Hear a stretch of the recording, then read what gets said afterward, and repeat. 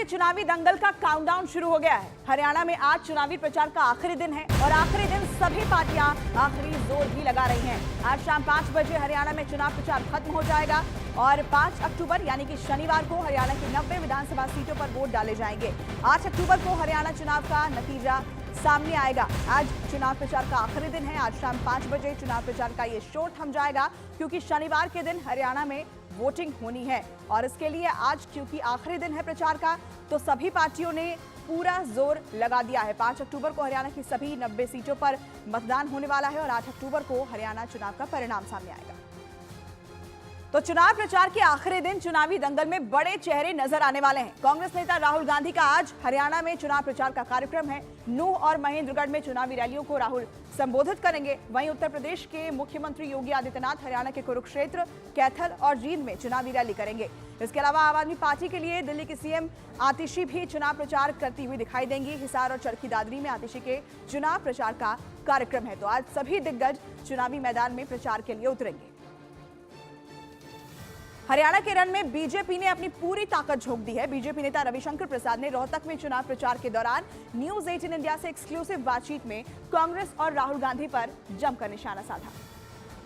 रविशंकर प्रसाद रोहतक पहुंचे हैं, हरियाणा का जायजा लिया है, उन्होंने बातें भी की हैं। सर, सबसे पहले तो ये बताइए कि किस तरह का मूड नजर आ रहा है आपको प्रदेश का? देखिए, जो भी हमने यहाँ देखा है, यहाँ अखिल भारतीय कांग्रेस नहीं है, यहाँ हुड्डा कांग्रेस है। जो कुछ भी दिल्ली कहे वो ना सही, जो हुड्डा जी उनके पुत्र जी कहे वही सही। तो जैसे हुड्डा जी का नाम आता है ना तो उनके 10 साल के शासन की चर्चा होती है और हमारे भी 10 साल के शासन की चर्चा होती है। तो जनता हमारे साथ आएगी और मुझे स्पष्ट लगता है कि भाजपा को प्रामाणिक अच्छा बहुमत मिलेगा। हुड्डा किस संदर्भ में सामने आ रहा है? उनका कुशासन, उनके भ्रष्टाचार, दामाद श्री की चिंता। मतलब राहुल गांधी कह रहे हैं कि अलायंस करो आम आदमी पार्टी से, कुछ टिकट दो, समाजवादी को हम नहीं देंगे। कुछ तो कहा है कि शैलजा जी बड़ी नेत्री है, उनको भी सम्मान दो। क्या मिला आपने भी देखा।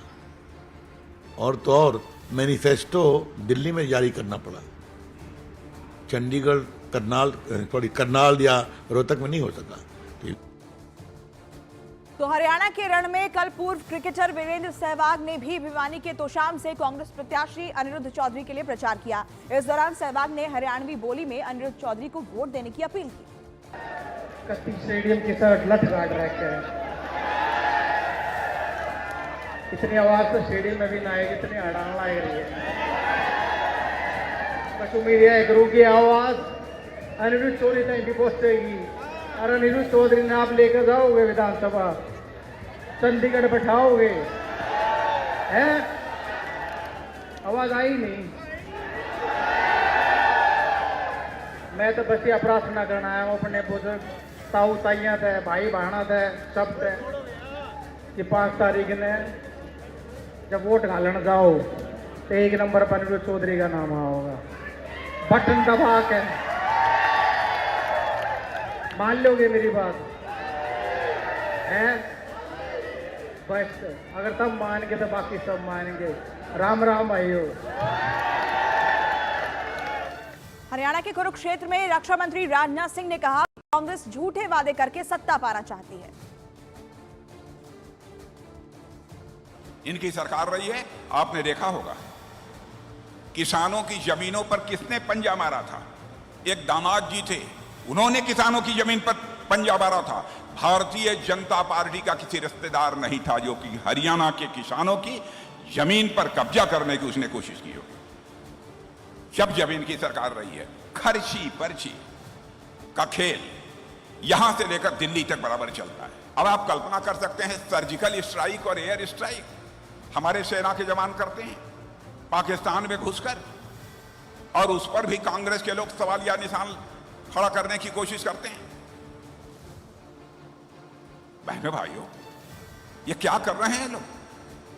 देश के सेना के जवानों के ऊपर भी ये सवालिया निशान खड़े कर देते हैं।